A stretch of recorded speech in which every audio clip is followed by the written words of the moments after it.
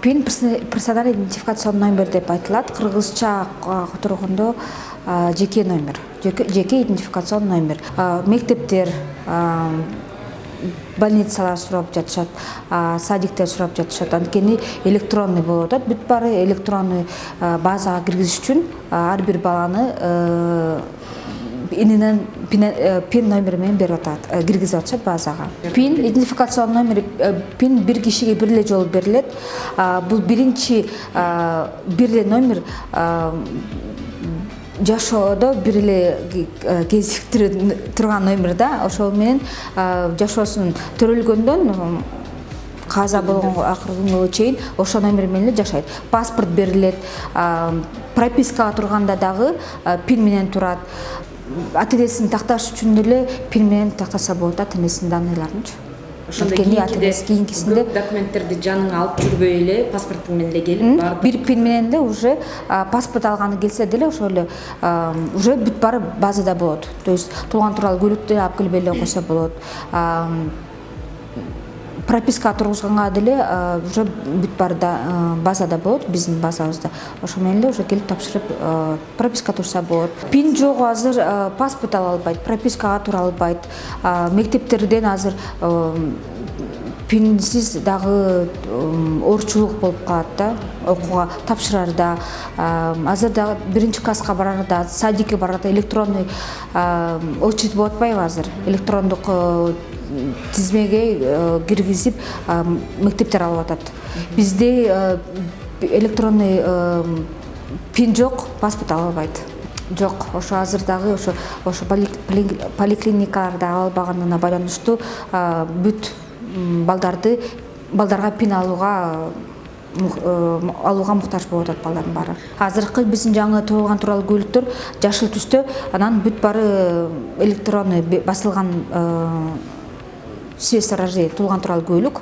Ал жакта ата-энесинин пини болот, баланын пини жазылган болот. 2017-ден бери дароо берилет туулган тууралуу көлүктө ичинде уже жазылган болот. Демек 2017-жылдан кийинки төрөлгөн балдарга атайын бул жакка келип пин алуу жок, алуу зарылчылыгы жок.